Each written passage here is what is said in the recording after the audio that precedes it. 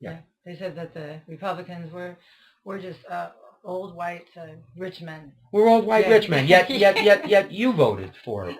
And I don't. I can tell you're white, but you don't look like a man. Well, and I mean, this whole look. They fabricated this whole war on women. I mean, did you feel like they were at war with you? No, absolutely not. And that whole message was just extremely disappointing, and it was a flat out lie. That, I mean, it wasn't. We just didn't want, as Republicans, we don't want to have to pay for women's abortions and birth control. And right. And I just read an article this morning, listened to a video from Politichick.tv, that we are spending in tax dollars 1.3 million a day to Planned Parenthood. And the actresses that came out in Hollywood said that that it's a war on women, that the Republicans have this war on women, and and then that where are they going to get their mammograms? Well, the truth is that Planned Parenthoods don't. The majority, I don't know if there are any that even supply mammograms. They don't even have that capability. So it's no. I mean, basically, we have to hand it to Obama, because what they did was, it appears that they leaked that they were going to have this Department of Health and Human Services edict in January.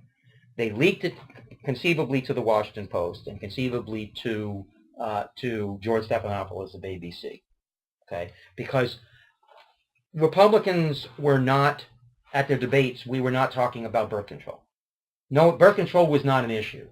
And then if you remember, following Iowa, Santorum is being interviewed by the Washington Post, and they bring up his position on birth control. And then 2 days later, at the New Hampshire debate, George Stephanopoulos, for like 5 minutes, is grilling Mitt Romney on his view of the 1965 Griswold decision concerning birth control. And Romney is saying, George, why are you bringing up birth control? And if you remember, at one point, the audience in New Hampshire started booing.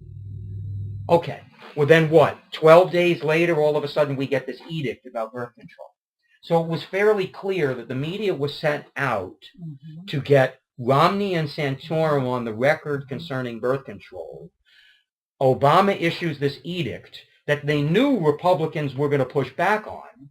And why were they going to push back? Because it was basically it was mandating that organizations, including religious organizations, give free birth control to their employees. They knew that religious groups were going to push back on this. They knew that the far right was going to push back on this. They got Romney and Santorum's position on this up front, put this thing out, and all of a sudden we've got a war on women. And Sandra Fluck of Georgetown is out there talking about how it costs $3,000 a year for people to get birth control. Well, meanwhile, a mile and a half away from her campus in Georgetown, there's a Target that's selling them for $9. Maybe it was at Walmart, $9 a month. This was a total lie. And if the media had been honest about this, it would have been completely discredited. Sandra Fluck would have been considered a charlatan for making claims of. I mean, imagine if the Bush administration had issued this kind of an edict, okay, and it was easily debunked by media. It would have been debunked. But no, the media instead, they went along with this lock, stock, and barrel, and it was really pretty disgusting. Yeah, they did. I mean, every time I switched over to MSNBC, they were talking. The show.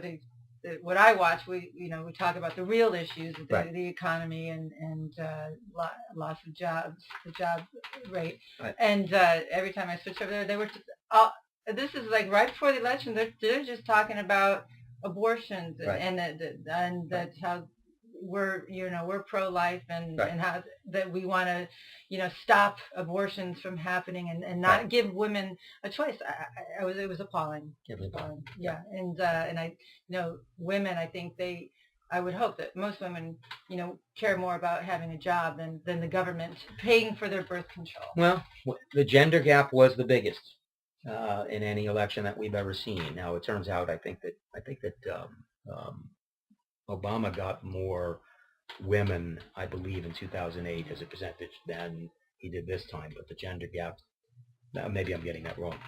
But the gender gap at this point is not good for us. That's for sure. Right.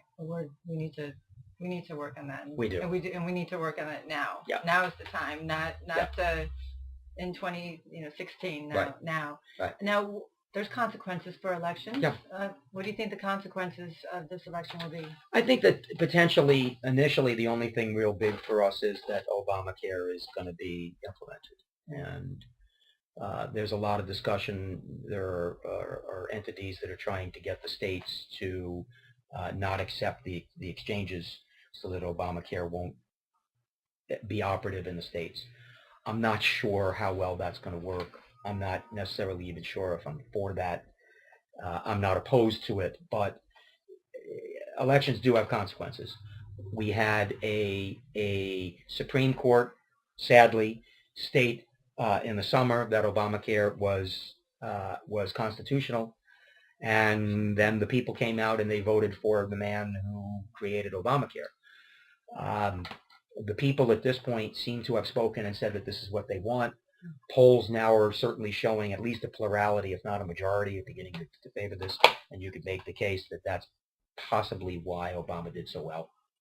So, I'm not sure what we can do, if anything, to stop it. And my bigger concern is, I think that conceivably we're going to have so many entities, so many big companies and small companies, and we would obviously have to have 50 employees or more, that are going to opt to just pay the fine, pay the penalty, rather than continuing with coverage. So you're going to get a lot of people that are suddenly going to be losing their coverage.